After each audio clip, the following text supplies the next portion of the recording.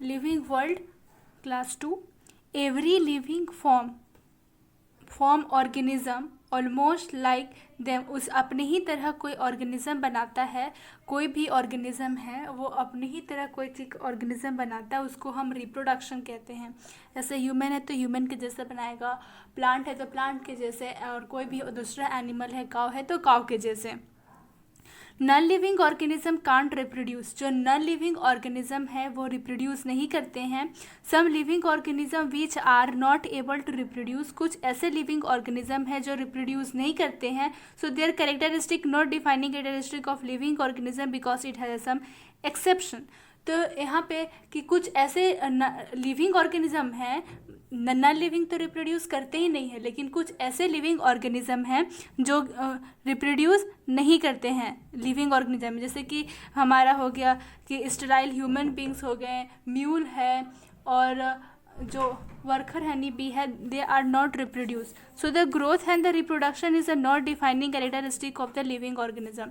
तो ग्रोथ भी देखे थे कि ग्रोथ नॉन लिविंग भी बढ़ रहा है और लिविंग भी बढ़ रहा है। तो ग्रोथ क्या है, लिविंग भी ग्रो कर रहे थे और नॉन लिविंग भी ग्रो कर रहे थे। तो ग्रोथ तो पहले ही से तो हमारा डिफाइनिंग कैरेक्टरिस्टिक नहीं था। और रिप्रोडक्शंस देखिए तो रिप्रोडक्शन भी डिफाइनिंग कैरेक्टरिस्टिक नहीं है, क्योंकि इस पर एक्सेप्शन आ जा रहा है। क्योंकि जो स्टेराइल ह्यूमन्स बीइंग होते हैं और जो जो वर्कर हनी भी होते हैं वो रिप्रोड्यूस नहीं करते हैं। तो वो तो लिविंग ऑर्गेनिज्म है लेकिन वो रिप्रोड्यूस नहीं करते, इसीलिए इसको हम defining characteristic of living organism नहीं बोल सकते। तो what is the defining characteristic of living organism? तो defining characteristic of the living organism आखिर है क्या? तो कैरेक्टरिस्टिक्स, ऐसा characteristic which present in the all living organism, ऐसा कैरेक्टरिस्टिक जो सारे लिविंग ऑर्गेनिज्म में प्रेजेंट हो, उसको क्या कहते हैं? Defining characteristic of the living organism. ऐसा कैरेक्टरिस्टिक जो सारे लिविंग ऑर्गेनिज्म में प्रेजेंट हो, कोई एक्सेप्शन ना हो, without any exception, and that characteristic not present of any non living, और वो कैरेक्टरिस्टिक किसी भी नॉन लिविंग ऑर्गेनिज्म में प्रेजेंट नहीं होना चाहिए विदाउट एनी एक्सेप्शन। कोई भी यहाँ पे एक्सेप्शन का बात ही नहीं है, कोई एक्सेप्शन ही नहीं होगा। Characteristics which present in all living organism, ऐसा कैरेक्टरिस्टिक जो सारे लिविंग ऑर्गेनिज्म में प्रेजेंट हो without any exception, and that characteristic, और वो कैरेक्टरिस्टिक कोई भी नॉन लिविंग में प्रेजेंट नहीं हो। जैसे कि रिप्रोडक्शन नॉन लिविंग में तो नहीं है, लेकिन यहाँ पे लिविंग में रिप्रोडक्शन है, लेकिन एक्सेप्शन आ जा रहा है कि कुछ रिप्रोड्यूस कर रहे, कुछ नहीं कर रहे। तो ये हमारा defining characteristic of the living organism नहीं है। एग्जाम्पल हम इसे पहले बता रहे थे, एग्जाम्पल से कि वर्कर हनी बी है और जो अनफर्टाइल ह्यूमंस बींग है, म्यूल है, are not able to reproduce, ये रिप्रोड्यूस नहीं कर पाते हैं, but they are a living, लेकिन ये लिविंग है। Reproduction are the two type, reproduction के कितने प्रकार के होते हैं? रिप्रोडक्शन मेनली टू टाइप्स के होते हैं, that is called the sexual reproduction and the asexual reproduction. Asexual reproduction में क्या होता है कि स्पोर्स फॉर्म्स होते हैं, जो स्पोर्स उसे बोलते हैं, जो स्पोर्स, कुछ प्लांट्स क्या करते हैं, स्पोर्स फॉर्म करते हैं, उसके बाद रिप्रोड्यूस करते हैं। जो स्पोर्स का फॉर्मेशन होता है उसको हम क्या बोलते हैं? जू स्पोर्स बोलते हैं। बडिंग होता है हाइड्रा में, उसके बाद फर्मेंटेशन होता है, ठीक है, फर्मेंटेशन होता है, बडिंग किसमें होता है? हाइड्रा में होता है। स्पोर फॉर्म होता है जू स्पोर। सेक्सुअल रिप्रोडक्शंस में गैमेट फॉर्म होता है, और इसमें स्पोर, फर्मेंटेशन, हाइड्रा, ये सबसे सेक्सुअल रिप्रोडक्शन का होता है। और असेक्सुअल रिप्रोडक्शन में गैमेट फॉर्म होता है। जैसे कि यहाँ पे एसेक्सुअल रिप्रोडक्शंस में देखिए तो यहाँ पे प्लेनेरिया है, दिस इज अ प्लेनेरिया। तो यहाँ पे अगर प्लेनेरिया कट जाएगा एक तरफ से तो वो न्यू प्लेनेरिया, यहाँ से अगर प्लेनेरिया कट जाता है तो वो न्यू प्लेनेरिया फॉर्म कर सकते हैं। यहाँ से प्लेनेरिया कटा तो वो न्यू प्लेनेरिया फॉर्म कर लेगा, तो इट इज़ अ फर्मेंटेशन। तो इसे हम क्या बोलते हैं? फर्मेंटेशन। तो एक पार्ट कट के फिर वहाँ से न्यू ऑर्गेनिज्म बन जा रहा है, दिस प्रोसेस को हम फर्मेंटेशन कहते हैं। तो एक पार्ट वहाँ कट के फिर न्यू ऑर्गेनिज्म बन जा रहा है, तो that is called the fermentation. Example हमारा तो प्लेनेरिया पहले एग्जाम्पल बता दिए थे, और दूसरा में हमारा एग्जाम्पल है प्रोटोमीमा। प्रोटोमीमा एक और एग्जाम्पल है किसका? फर्मेंटेशन का। रीजेनरेशन, उसके बाद रीजेनरेशन भी हमारे एसेक्सुअल रिप्रोडक्शन का ही एग्जाम्पल है। रीजेनरेशन में क्या होता है? लॉस्ट पार्ट रिपेयर, जो लॉस्ट पार्ट होता है वो रिपेयर होता है, not form a new organism. New organism नहीं बनाता, लेकिन लॉस्ट पार्ट रिपेयर हो जाता है। जैसे कि अगर हम देखें जो हमारे लिजार्ड्स होते हैं तो उनका जब पूंछ कट जाता है तो वहाँ पर रीजेनरेशन हो जाता है, वहाँ से न्यू ऑर्गेनिज्म नहीं बनता। तो ट्रू रीजेनरेशन और ट्रू रीजेनरेशन, तो ट्रू रीजनरेशन क्या होता है, तो formation of a new organism from the lost part. तो फॉर्मेशन ऑफ न्यू ऑर्गेनिज्म बनता है, मतलब न्यू ऑर्गेनिज्म का फॉर्म होता है फ्रॉम द लॉस्ट पार्ट, इसको ट्रू रीजनरेशन कहते हैं। क्या बोल रहा है, formation of new organism from the lost part से न्यू ऑर्गेनिज्म फॉर्म हो गया, और रीजनरेशन में लॉस्ट पार्ट रिपेयर हो गया, तो ये हमारा ट्रू रीजनरेशन में आ गया प्लेनेरिया। तो ये तो फर्मेंटेशन है ही, लेकिन ये ट्रू रिजनरेशन भी बोलेंगे, क्योंकि यहाँ पे जो कटा उसके बाद ये वाला कटा, तो उसके बाद ये रिपेयर होके फिर ये रिपेयर भी हुआ और ये न्यू प्लेनेरिया बन गया, और जो यहाँ पे जो कटा था वहाँ पे कटा था वो भी रिपेयर हो गया, और यहाँ रीजनरेशन भी हो रहा है और ट्रू रीजनरेशन भी हो रहा है। तो यहाँ पे वही बताया गया है कि in planaria in most of the प्रोटीमा बोथ रीजनरेशन, प्रोटीमा में भी both regeneration and the true regeneration is present. यहाँ पे रीजनरेशन भी प्रेजेंट होता है और ट्रू रीजनरेशन भी प्रेजेंट होता है। After breaking and making the new organism and they repair their body part, वो करता है और न्यू ऑर्गेनिज्म बनाता है और अपना बॉडी पार्ट भी रिपेयर कर लेता है। यहाँ से कटा और न्यू ऑर्गेनिज्म भी बना लिया और अपना बॉडी पार्ट जो कटा था उसे भी यहाँ पे रिपेयर कर लिया। उसके बाद हमारा स्पोर फॉर्मेशन कौन सी किसका एग्जांपल है, एसेक्सुअल रिप्रोडक्शन का example spore formation in unicellular and the multicellular. जिसके पास यूनिसेलुलर है और जो मल्टीसेलुलर है, the growth is in the same way, दोनों का ग्रोथ एक ही तरह से होगा, यूनिसेलुलर भी मल्टीसेलुलर। कैसे, यूनिसेलुलर में अगर हम देखें, यहाँ पे क्वेश्चन पूछा गया है क्या यूनिसेलुलर और मल्टीसेलुलर का दोनों ग्रोथ सेम जैसा होता है, वो तो कैसे, तो यहाँ पे देखो यूनिसेलुलर है, जैसे यूनिसेलुलर मान के चलो ये अमीबा है, तो अमीबा है तो क्या यहाँ से 2 न्यूक्लियस डिवाइड हुआ, उसके बाद ये इंक्रीज इन द साइज, इसका क्या हुआ, साइज इंक्रीज हुआ, यहाँ से तो 2 में डिवाइड हुआ, उसके बाद इसका साइज इंक्रीज हुआ, इसके बाद इंक्रीज इन नंबर, ये दोनों साइज इंक्रीज हुआ, उसके बाद नंबर में इंक्रीज हुआ, ठीक है। तो यहाँ पे क्या हो रहा है, यूनिसेलुलर में इंक्रीज इन नंबर, इसको क्या बोल रहे हैं, अगर नंबर इंक्रीज हो रहा है तो उसको हम रिप्रोडक्शन बोल रहे हैं। And increase in the mass, और मास में यहाँ पे इंक्रीज हो रहा है उसको क्या बोल रहे हैं, ग्रोथ बोल रहे हैं, और नंबर में इंक्रीज हो रहा है उसको क्या बोल रहे हैं, रिप्रोडक्शन बोल रहे हैं। तो वही unicellular organism growth and reproduction is the same. यहाँ पे ग्रोथ हुआ इसीलिए यहाँ पे रिप्रोडक्शन हुआ, ठीक है, यहाँ पे ग्रोथ हुआ इसीलिए यहाँ पे रिप्रोडक्शन हुआ, लेकिन यहाँ मल्टीसेलुलर ऑर्गेनिज्म में ऐसा नहीं होता है, दोनों एक दूसरे से इंटरलिंक है। ग्रोथ होगा तभी यहाँ पे रिप्रोडक्शन होगा, ग्रोथ होगा तभी ये डिवाइड करेगा और न्यू ऑर्गेनिज्म फॉर्म होगा। Growth means increase in the mass और volume, reproductions mean increase in the number. अगर मास और वॉल्यूम इंक्रीज होगा इसका मतलब हमको समझ जाना चाहिए इंक्रीज इन नंबर भी होगा। उसके बाद सेलुलर ऑर्गेनाइजेशन देखते हैं कैसे होता है। All living is a made of a living cell, जितने भी लिविंग ऑर्गेनिज्म है सब कोई तो लिविंग सेल से बना होता है, और non living is a made of the non living cell. जो लिविंग ऑर्गेनिज्म है वो लिविंग सेल से बना है, और जो नॉन लिविंग ऑर्गेनिज्म है वो नॉन लिविंग सेल, जैसे कि टेबल है तो वो टेबल एटम से बना है। तो structural unit of body is called the living cell. जो हमारा स्ट्रक्चरल यूनिट, जो मेन हमारा चीज़ है हमारे बॉडी में, वो क्या है, लिविंग सेल है। सेल ही से तो और टिश्यू बनता है, टिश्यू से ऑर्गन सिस्टम। तो मेन स्ट्रक्चरल यूनिट हमारा बॉडी का क्या है, वो सेल है। तो functional and structural unit of body are called the living cell. हमारा लिविंग ही सेल जो स्ट्रक्चर और फंक्शन यूनिट हमारा बॉडी में करवा रहा है। तो functional and structural unit of the body, हमारा बॉडी का फंक्शनल और स्ट्रक्चरल यूनिट को हम क्या बोलते हैं, लिविंग सेल बोलते हैं। हियर इज नो एक्सेप्शन, यहाँ पे तो कोई एक्सेप्शन नहीं है कि कोई भी लिविंग सेल में मतलब किसी में जो भी लिविंग होगा, चाहे वो यूनिसेलुलर हो कि मल्टीसेलुलर हो, structure unit of body is living cell. उसमें सेल नहीं होगा तो उसे हम लिविंग नहीं बोलेंगे। सेल रहना बहुत जरूरी है। फंक्शनल स्ट्रक्चर, जितना भी हमारे बॉडी में जो फंक्शनल स्ट्रक्चर होता है, जो भी हमारे बॉडी में प्रोसेस होता है, वो लिविंग सेल ही से होता है। यहाँ पे तो कोई एक्सेप्शन नहीं है कि जितने भी हमारे लिविंग ऑर्गेनिज्म हैं उसमें हमारा सेल्स पाए जाते हैं। वो जो भी हमारा मेटाबॉलिज्म एक्टिविटी है सब कुछ वो सेल ही करते हैं हमारे बॉडी में। तो इसको क्या बोल सकते हैं, ये डिफाइनिंग कैरेक्टरिस्टिक है, क्योंकि नॉन लिविंग में सेल नहीं पाए जाते और कोई ऐसा लिविंग नहीं है जिसमें कि सेल नहीं पाया जाए, और नॉन लिविंग में किसी में सेल नहीं पाए जाते और लिविंग में सारे में सेल पाए जाते हैं। इसीलिए this is a cellular organisation is a defining characteristic of a living organism. उसके बाद मेटाबॉलिज्म देखते हैं।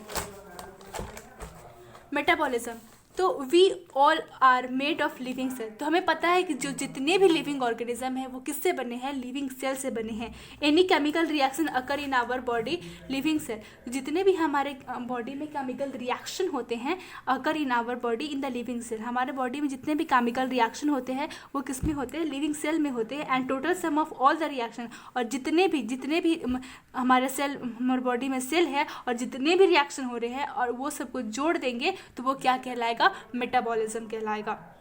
तो मेटाबॉलिज्म क्या है, we all are made of living cell, हम जितने कोई है तो लिविंग सेल से बने हैं। एनी केमिकल रिएक्शन अगर, हमारे बॉडी में जितने भी केमिकल रिएक्शन होते हैं वो लिविंग सेल के अंदर होते हैं, और जितने भी सेल हैं उसमें जो हमारा जो केमिकल रिएक्शन हो रहा है उस सबको हम जोड़ देंगे तो उसे हम मेटाबॉलिज्म बोलेंगे।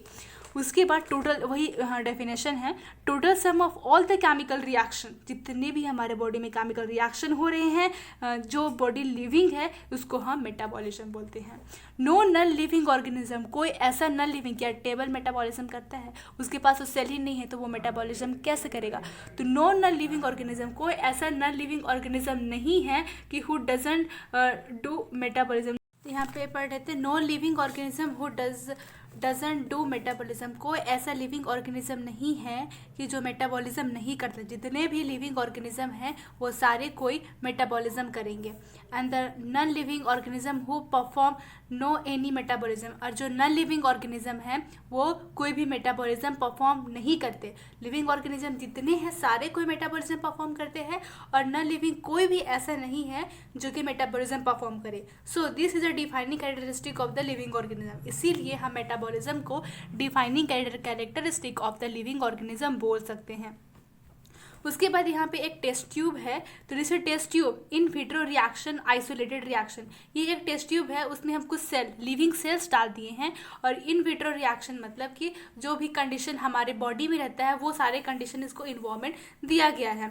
लेकिन ये क्या हो रहा है कि यहाँ पे तो वो डिवाइड भी हो गया, एक सेल से दो सेल वो बन भी गया, एक सेल से वो डिवाइड होकर दूसरा सेल बन गया, तो क्या ये लिविंग ऑर्गेनिज्म बन गया, क्या सारा मेटाबॉलिज्म यहाँ पे होने लगा? नहीं, मेटाबॉलिज्म क्या था कि जितना sum total of all the chemical reaction in our body, जितने भी हमारे बॉडी में सेल है वो सारे कोई जो केमिकल रिएक्शन करेगा, जितना भी हमारे बॉडी में सेल है, टिश्यू है, फिर ऑर्गन बनता है, ऑर्गन सिस्टम बनता है, हमारे बॉडी में जितना भी वो रिएक्शन करेगा वो सारे रिएक्शन को मिला के हम मेटाबॉलिज्म कहते हैं। तो यहाँ पे तो मेटाबॉलिज्म नहीं हो रहा था, यहाँ पे क्या हो रहा था कि एक से डाले वो डिवाइड हो रहा था। और हमारा मेटाबॉलिज्म का डेफिनेशन क्या है कि सारे सेल को हमारे मिला, जितना भी हमारे बॉडी में सेल है वो सारे सेल मिला के जो परफॉर्म करता है वो सारे सेल को मिला के मेटाबॉलिज्म रिएक्शन कहते हैं। लेकिन यहाँ पे तो मेटाबॉलिज्म रिएक्शन नहीं हो रहा है, सिर्फ यहाँ पे रिएक्शन हो रहा है, ठीक है, लिविंग रिएक्शन बोल सकते हैं, क्योंकि यहाँ पे एक सेल से दूसरा सेल बन गया,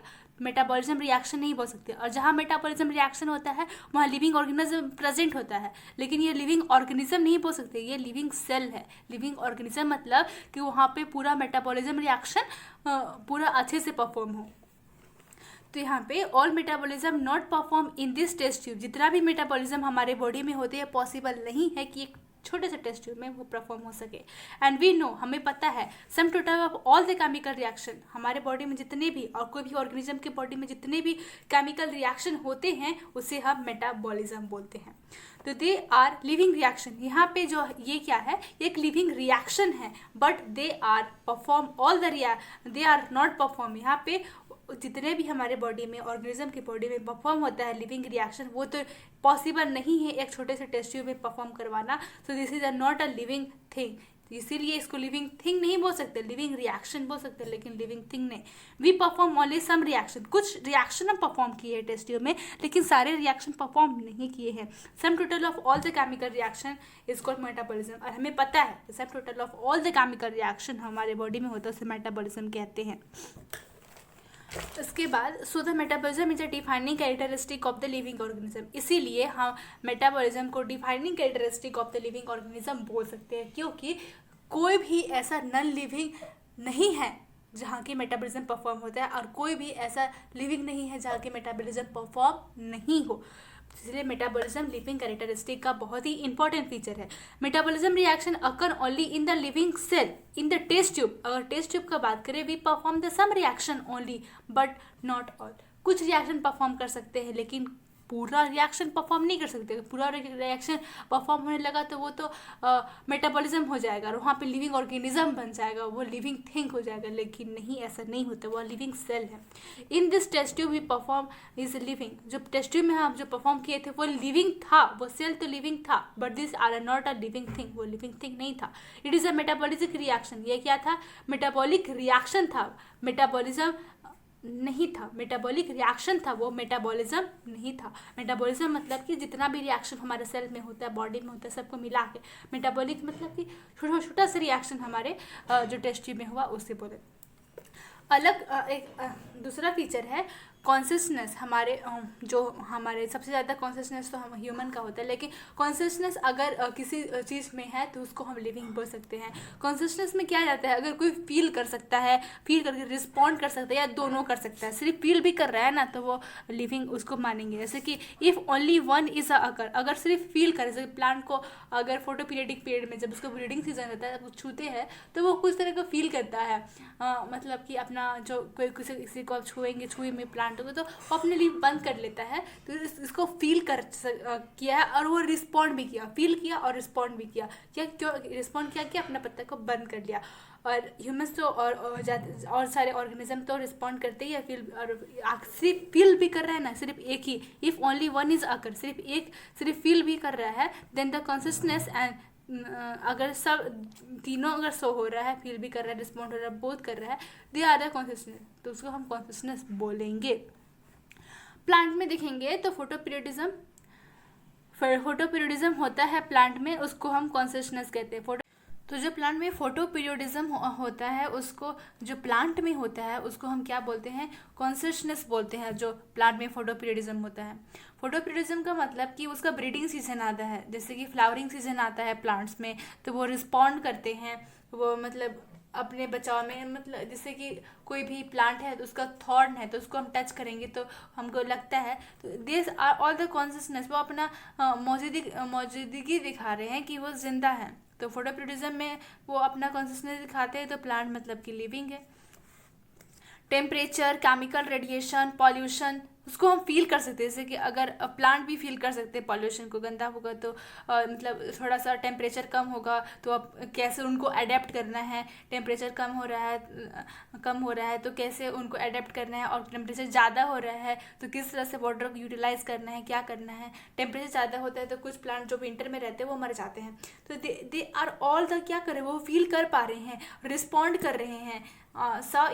ये सब किस पे आता है? कॉन्सियसनेस पे आता है। और जो एनिमल है जैसे कि पैरोट है, ये सब है, मतलब बर्ड्स है, और जो कोई भी ऑर्गेनिज्म है, छोटे छोटे मच्छर तक यहाँ तक, वो सारे कोई फील कर पा रहे हैं और रिस्पॉन्ड भी कर रहा है, तो वो क्या है? हमारा कॉन्सियसनेस का पार्ट है। ठीक है, तो टेम्परेचर, केमिकल रेडिएशन, जो कुछ हम फील कर सकते हैं, रिस्पॉन्ड कर सकते हैं, वो सारा। जैसे कि photoperiodism saw in a animal also, तो फोटोपीरियडिज्म एनिमल में भी शो होता है। कैसे? जैसे कि फोटोपीरियडिज्म ब्रीडिंग सीजन, एक पर्टिकुलर ब्रीडिंग सीजन, जैसे कि अगर विंटर में देखें तो विंटर में बहुत ही जो पपीज़ होते हैं, कुत्ता के बच्चे होते हैं, वो गली में बहुत ज़्यादा घूमते हैं, क्योंकि उनका वो समय ब्रीडिंग सीजन चल रहा होता है, उसमें वो रिस्पॉन्ड करते हैं जो इन्वायरमेंट में है उस तरह से। तो एक तरह का अगर टेम्परेचर कम होता है तो वो ज़्यादा रिप्रोड्यूस करने, उनका जो रिप्रोड्यूसिंग पीरियड है वो जनरेट होता है, तो वो क्या कर रहे हैं? रिस्पॉन्ड कर रहे हैं कि नहीं, हमारा जो पीरियड आ गया है फोटोपीरियडिज्म, तो ये क्या कर रहे हैं? रिस्पॉन्ड कर रहे हैं। ठीक, तो वो फोटोपीरियडिज्म में आया। एडेप्टेशन, एडेप्ट करना, वो इन्वायरमेंट में एडेप्ट करने से, गर्मी आ गया तो गर्मी में आदमी एडेप्ट करेगा वो सिचुएशन को, उसको क्या बोलेंगे? एडेप्टेशन। वो एडेप्ट कर सके, जैसे कि अगर बड़ा बड़ा प्लांट्स है, उनको पानी नहीं मिल रहा है बड़ा बड़ा पेड़ को, तो देखेंगे तो वहाँ से बड़े बड़े जड़ निकल के अंदर चले जाते हैं। वो क्या कर रहे हैं? एडेप्टेशन कर रहे हैं, मतलब सर्वाइव करने की पूरा अपनी पॉसिबिलिटी, पूरा जी जान लगा दे रहे हैं। In the time of it show variation, वो वेरिएशन शो करते हैं। और वहीं अगर वो अडेप्ट करना, उसी से तो हमारा एवोल्यूशन शुरू होता है, एडेप्टेशन से। नहीं इस तरह का इन्वायरमेंट आया तो हमको किस तरह से अडेप्ट करना है, इसी तरह से तो पूरा एवोल्यूशन चल रहा है। Variation is example of consciousness. तो वेरिएशन जो एवोल्यूशन, वेरिएशन मतलब क्या, एवोल्यूशन वेरिएशन करना। जैसे कि अगर गर्मी लग रहा है तो उस हिसाब से अपने शरीर को ढाल देना और उस हिसाब से अपने शरीर को बनावट को धीरे धीरे चेंज करना, वेरिएशन करना, वो किसका एग्जांपल है, कॉन्शियसनेस का एग्जांपल है।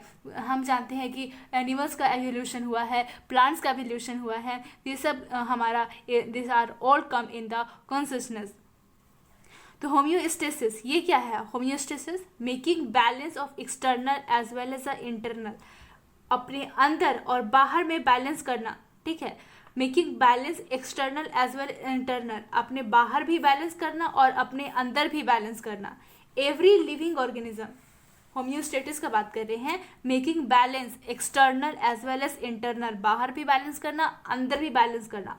एवरी लिविंग ऑर्गेनिज्म, जितने भी लिविंग ऑर्गेनिज्म है, सो होम्योस्टेसिस, जितने भी लिविंग ऑर्गेनिज्म होंगे वो होम्योस्टेसिस शो करेंगे। रीज़न क्यों, क्योंकि उनके पास कॉन्शियसनेस है। जितने भी लिविंग ऑर्गेनिज्म है सबके पास कॉन्शियसनेस है, इसीलिए वो होम्योस्टेसिस कहलाएंगे। जितने भी लिविंग ऑर्गेनिज्म है वो अपना एक्सटर्नल जो बाहर का इन्वायरमेंट है और अंदर के इन्वायरमेंट, वो उसको क्या कर सकते हैं। एक बार हम देखें होम्योस्टेटिस में मेकिंग बैलेंस, वो बैलेंस बना सकते हैं बाहर और अंदर के इन्वायरमेंट में, ठीक है। वो उसको क्या बोलेंगे, consciousness. To handle the chemical entering in the body are example of the consciousness, हम हैंडल कर सकते हैं, मतलब बॉडी में हमारा जो भी केमिकल रिएक्शन अंदर हो रहा है, वो हमारा सेल वो तो हमारा इनवॉलेंट्री ना है, लेकिन वो हमारा बॉडी हैंडल कर रहा है कि हमारा अगर बॉडी में कोई केमिकल चला जा रहा है तो वो रिएक्ट कर रहा है उस हिसाब से। अगर हम खाना खा रहे हैं तो वो डाइजेस्ट हो रहा है। This are all the example of the consciousness. To handle the chemical enter, क्या हमारे बॉडी में जा रहा है उस हिसाब से हमारा बॉडी रिस्पॉन्ड कर रहा है। पानी जा रहा है, अगर डिहाइड्रेशन हो गया तो पानी चाहिए, तो हमारा बॉडी क्या कर रहा है, रिस्पॉन्ड कर रहा है। ये चीज़ कमी हो गया है तो बाहर भी वो बैलेंस बना कर रख रहा है और अंदर भी बैलेंस बना के रख रहा है। तो इसका जो इंटेलिजेंट है ये कि क्या हमारा शो करता है, ये कॉन्शियसनेस शो करता है। जैसे कि प्लांट में अगर पानी कम हो गया तो उसको पानी की जरूरत है, तभी वो फोटोसिंथेसिस कर सकता है। सनलाइट चाहिए तभी वो अपना फोटोसिंथेसिस कर सकता है। This are all example of the consciousness. No any non living, कोई ऐसा नॉन लिविंग नहीं है जो कॉन्शियसनेस सर्व करता है। क्या पहाड़ को फोटोसिंथेसिस करने की ज़रूरत है, क्या पहाड़ को कॉन्शियसनेस छूते है तो उसको हिल, मतलब क्या उसको डर लगता है, या कोई वो रिस्पॉन्ड करता है, हमको मारता है छूते है तो। They are no the living, मतलब कोई भी लिविंग ऑर्गेनिज्म कॉन्शियसनेस शो नहीं करता है। Who not show the consciousness, जो भी लिविंग ऑर्गेनिज्म कॉन्शियसनेस शो नहीं करता वो उसको क्या बोलेंगे, non living. So consciousness is a defining, इसीलिए डिफाइनिंग कैरेक्टर है लिविंग ऑर्गेनिज्म का, क्योंकि कोई भी नॉन लिविंग ऑर्गेनिज्म में ये पाया नहीं जाता और सारे लिविंग ऑर्गेनिज्म में ये पाया जाता है। This so the consciousness is the defining characteristic of the living organism. उसके बाद हमारा आता है when the growth is an particularly since means growth from inside, मतलब एक अगर हम देखें तो growth from the particularly sense, अगर हम पर्टिकुलरली सेंस में बात करें, ग्रोथ को तो हम पहले पढ़ चुके हैं कि ग्रोथ क्या है, कि डिफाइनिंग फीचर नहीं है, लेकिन एक पर्टिकुलर सेंस में बात करें अगर ग्रोथ को, तो हम क्या पढ़े थे, ग्रोथ फ्रॉम द इनसाइड। एक हम दो टाइप के ग्रोथ पढ़े थे, एक्सेंट्रिक ग्रोथ और इंसेंट्रिक ग्रोथ कुछ। तो जो ग्रोथ फ्रॉम इनसाइड है वो तो सिर्फ लिविंग में ही पाया जाता है। नॉन लिविंग में जो पहाड़ लोग बढ़ रहे थे वो क्या था, वो तो हमारा इंसेंट्रिक नहीं था, वो तो एक्सेंट्रिक था, बाहर से बढ़ रही, अंदर से नहीं बढ़ रही, उसका सेल्स नहीं बढ़ रहा है, वो बाहर में जो डिपॉजिट हो रहा है वो बढ़ रहा है ना। तो इंसेंट्रिक ग्रोथ ये क्या था, हमारा अंदर से जो बढ़ रहा है उसको इंसेंट्रिक ग्रोथ बोलते हैं। सो द इंसेंट्रिक growth is also defining feature of the living organism. तो इसीलिए बोल सकते हैं जो इंसेंट्रिक ग्रोथ है, जो अंदर से बढ़ रहा है, उसको हम defining feature of the living organism में रख सकते हैं।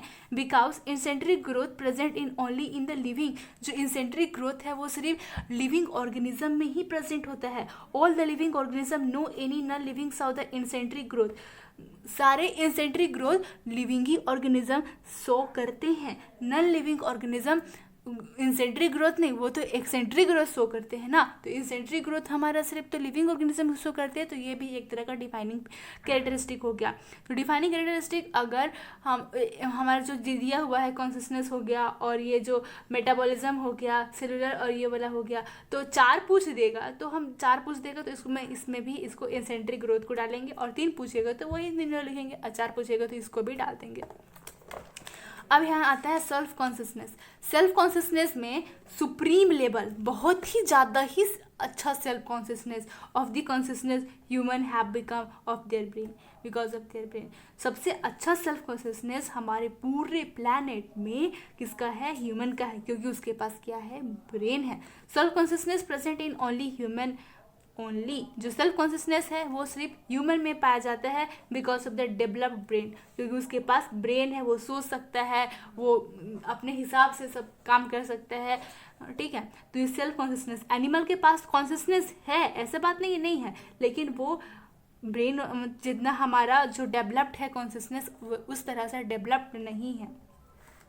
कोमा पेशेंट, एक हमारा एनसीईआरटी में लाइन दिया हुआ है, क्या कोमा पेशेंट लिविंग है या नॉन लिविंग है? तो देखते हैं, लिविंग है but he or she loses of self consciousness. Consciousness हम क्या पढ़े थे, जिसके पास भी कॉन्शियसनेस है वो क्या है? लिविंग ऑर्गेनिज्म है।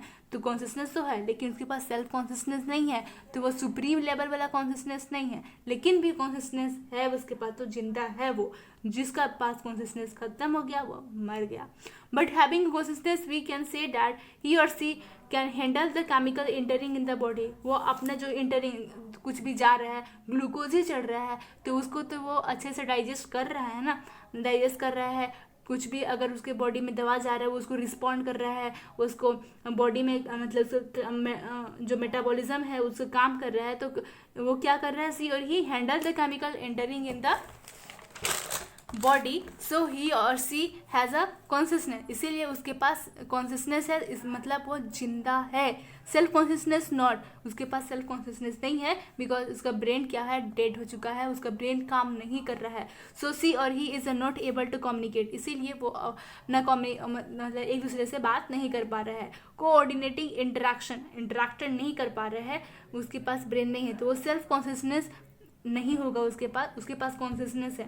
जैसे कि कोई भी एनिमल है तो वो एनिमल के पास तो कॉन्शियसनेस है ही, लेकिन यहाँ पे जो इंसान का बात कर रहे हैं तो इंसान के पास सेल्फ कॉन्शियसनेस होता है, लेकिन वो कोमा पेशेंट है जो लेटा हुआ है, वो अपना सेल्फ कॉन्शियसनेस खो चुका है क्योंकि उसका ब्रेन डेड हो चुका है, लेकिन कॉन्शियसनेस है इसलिए वो जिंदा है।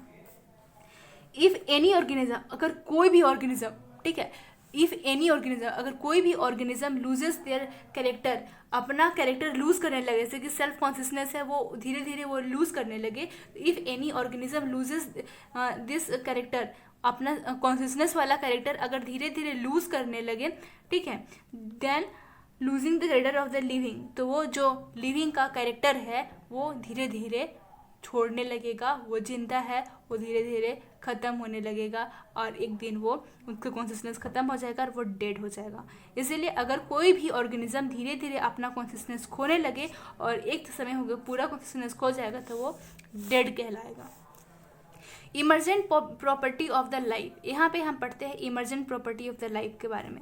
Self replicating, self regulating, evolving, organising, interactive system.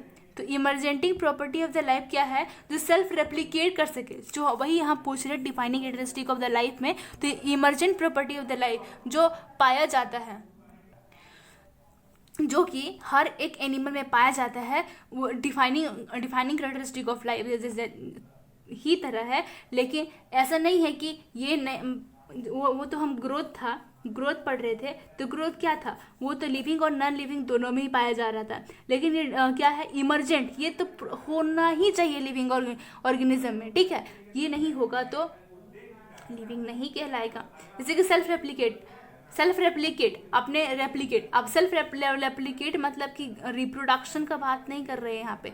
Reproduction मतलब कि तुमको तो स्टेराइल है, कुछ ह्यूमन बींग तो स्टेराइल होते हैं, या इम्यून स्टेराइल है, या कुछ हनी भी स्टेराइल होते हैं, वर्कर हनी भी, तो क्या उसको हम डेड बोलेंगे? नहीं। वो सेल्फ रेप्लिकेट मतलब कि उसका जो अंदर में जो सेल है वो रेप्लिकेट कर रहा है, वो बात कर रहे हैं। सेल्फ रेगुलेटिंग हो जाता है, इवॉल्विंग, अपने इवॉल्व कर रहा है, कि जैसे कि क्या एवोल्यूशन है तो वो वेरिएशन शो कर रहा है, एडेप्टेशन शो कर रहा है। इंटरैक्टिव सिस्टम, वो इंटरैक्ट कर पा रहा है एक दूसरे से, एक ऑर्गेनिज्म से दूसरे ऑर्गेनिज्म से, या अपने कम्युनिटी में इंटरेक्ट कर पा रहा है। प्लांट है तो प्लांट अपने सराउंडिंग में इंटरेक्ट कर पा रहा है, वो अपना जो कार्बन डाइऑक्साइड को लेना और ऑक्सीजन छोड़ना ये सब कर पा रहा है, फोटोसिंथेसिस कर पा रहा है। वो क्या कर रहा है? इंटरेक्ट कर रहा है एनवायरमेंट से। तो इंटरेक्टिंग फीचर है, तो वो क्या है? Emergent properties of the life है। उसके बाद इधर टेक्सोनॉमी पढ़ते हैं। टेक्सोनॉमी क्या होता है? We study the biology at the time of Aristotle. हम बायोलॉजी अभी से नहीं, बहुत टाइम ऑफ एरिस्टोटल, बहुत पहले से पढ़ रहे हैं। 384 BC से पढ़ रहे हैं, और बोले तो 2885 ईयर बैक से पढ़ रहे हैं, आज से पढ़ रहे हैं बायोलॉजी, लेकिन भी अभी तक पूरा हम जान नहीं पाए हैं। Try to understand the biodiversity, अभी तक हम समझने की कोशिश ही कर रहे हैं। वी डिस्कवर न्यू ऑर्गेनिज्म, हम न्यू ऑर्गेनिज्म डिस्कवर किए हैं, लेकिन 30% अप टू डाटा, 30% ही हम न्यू ऑर्गेनिज्म को डिस्कवर कर पाए हैं। Taxonomy word given by the scientist, taxonomy word दिया था APD कैंडलोई ने। किसने दिया था? जो टेक्सोनॉमी का वर्ड है वो किसने दिया था? APD कैंडलोई ने दिया था। It is a made of the 2 word. जो टेक्सोनॉमी है वो 2 वर्ड से बना हुआ है, टेक्सिस और नोम्स। टेक्सी मतलब क्या होता है? अरेंजमेंट। टेक्सिस मतलब क्या होता है? अरेंजमेंट। और नोम्स मतलब क्या होता है? लॉज, एक तरह का लॉ है, ठीक है, रूल है, सिस्टम है, ठीक है, ऐसा एक तरह का ऐसा अरेंजमेंट है, और वो लॉ है, रूल है, उसको चेंज, जो मतलब लॉ रूल बनाता है वो सबके लिए एप्लीकेबल होता है। टेक्सिस मतलब एक तरह का अरेंजमेंट से।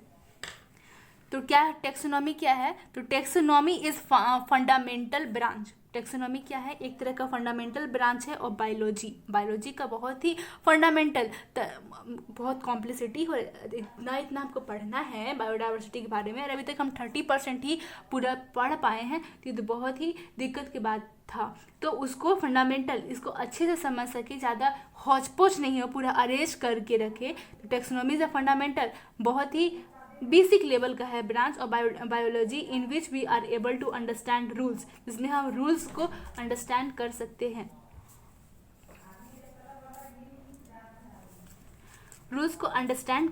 तो टेक्सोनॉमी इज अ फंडामेंटल, बहुत ही फंडामेंटल है, जिसमें हम अपने रूल्स को अंडरस्टैंड कर सकते हैं।